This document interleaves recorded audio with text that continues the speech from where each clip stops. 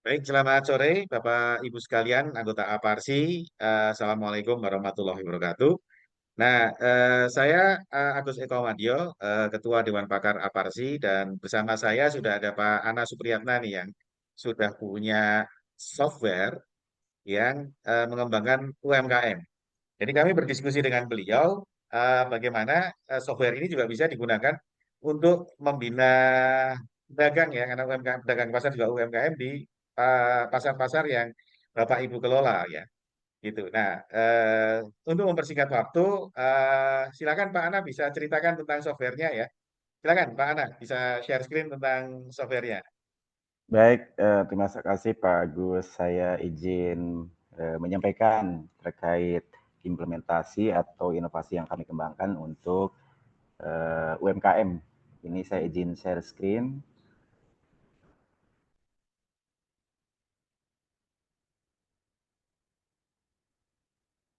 Oke, Oke, sudah kelihatan HP-nya Pak. sudah terlihat ya. Ya, Mohon betul. maaf agak sedikit delay. Ini adalah contoh aplikasi yang sudah terinstall di HP saya. Namanya Pasar O2O, Pasar Rakyat O2O, jadi Pasar Rakyat offline to online. Ini kami implementasikan untuk memfasilitasi UMKM uh, untuk bisa mempromosikan sekaligus menjual belikan produknya di sini. Ini tampilan dari halaman home atau beranda di Pasar Rakyat O2O. Kita bisa menyajikan informasi dan promo terbaru, kemudian kita juga bisa membuat daftar menu.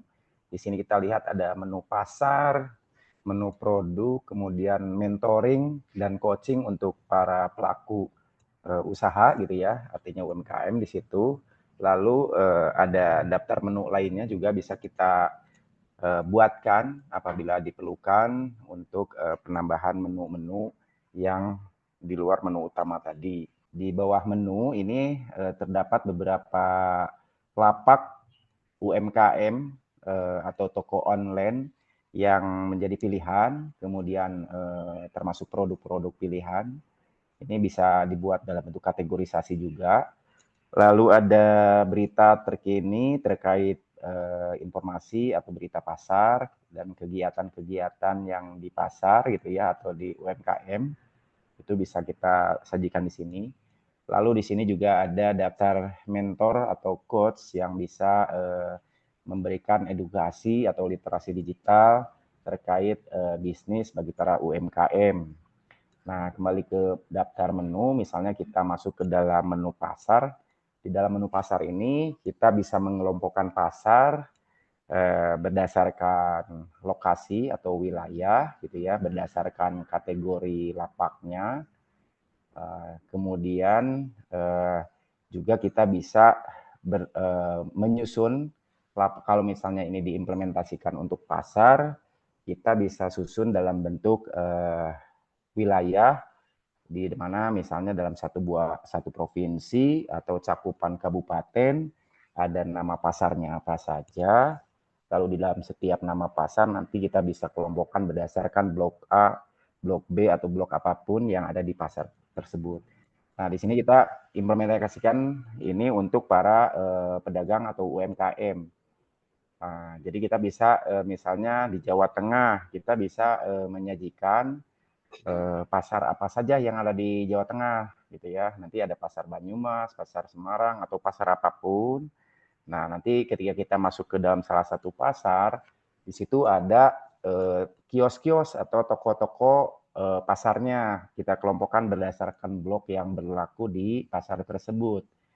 Nah, di dalam blok A misalnya kita bisa menyajikan kios-kiosnya ataupun produk-produknya. Ketika kita masuk ke dalam salah satu kios, nah si kios ini nanti bisa menyajikan produknya apa saja.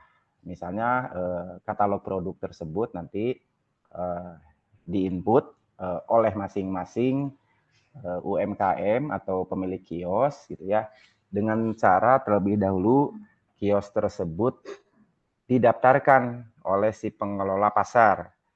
Jadi seolah-olah kalau di offline-nya mungkin Saya mau sewa pasar, sewa kios, setelah sepakat nanti tinggal diserahkan kuncinya lalu dibuka kios di analognya seperti itu kurang lebih. Nah, di digitalnya si pedagang ini nanti tinggal mendaftar ke si pengelola admin pasar di aplikasi ini, lalu setelah itu dibuatkan tokonya, lalu serah terima akun sehingga si pemilik toko bisa upload produk-produknya di sini gitu ya. Jadi nanti toko bisa upload produk, lalu bisa juga dia mengisi video-video promosi tentang produk, penjelasan produk nanti bisa dikemas dalam bentuk video. Jadi nanti si toko tersebut bisa upload konten-konten promosi dalam format MP4 misalnya seperti itu.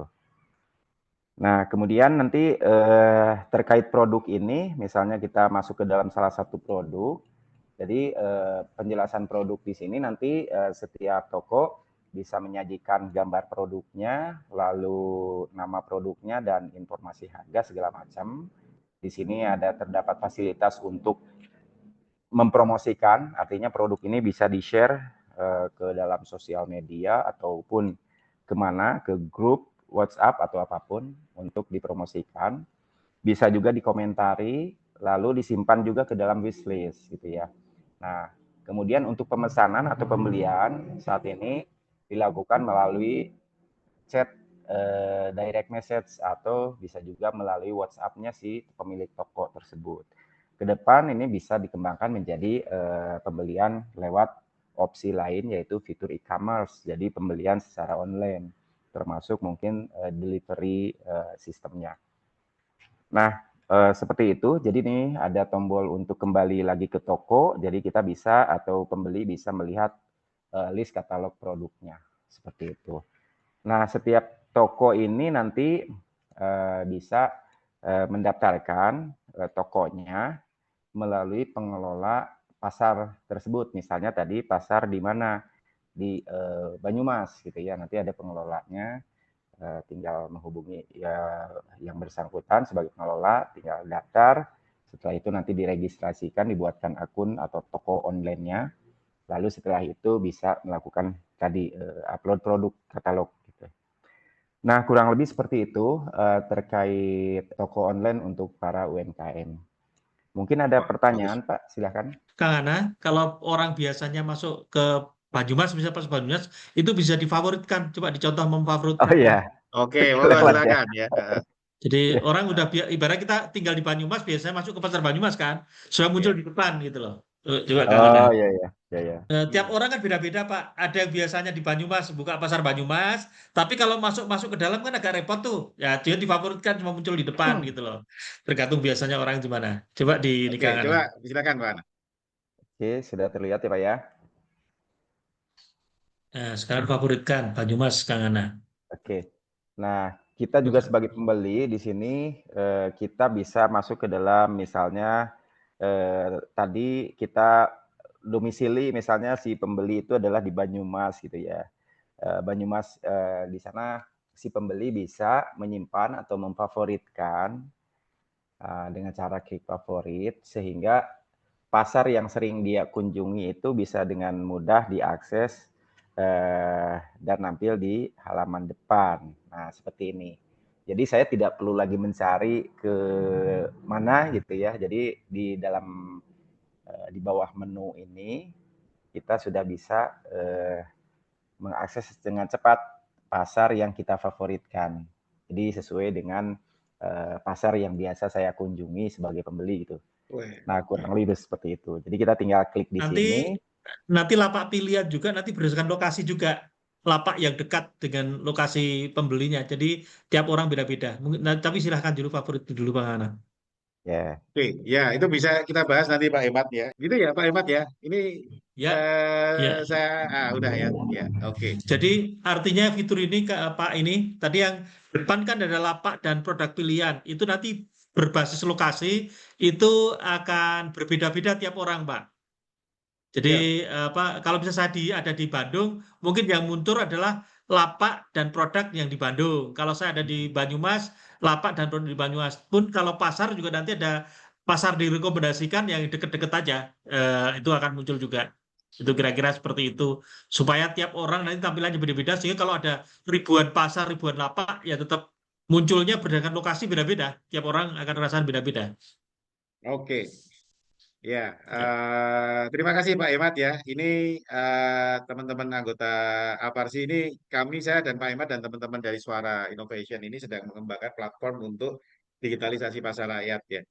Memang untuk membuat platform yang nyaman buat Bapak Ibu sekalian itu masih proses panjang, tapi kita spoiler dulu nih ya Pak Emat, Pak Ana ya Pak Agung. Iya. Siap, Spoiler siap. dulu ya, sambil Ya. mencoba terus mengembangkan inovasi. Nah, terima kasih Bapak Ibu sekalian sudah mendengarkan presentasi dari kami ya tentang pasar O2O ya, tentang bagaimana digitalisasi pasar hati yang sedang dikembangkan oleh kami, oleh kita ya, Aparsi bekerja sama dengan Suara Innovation.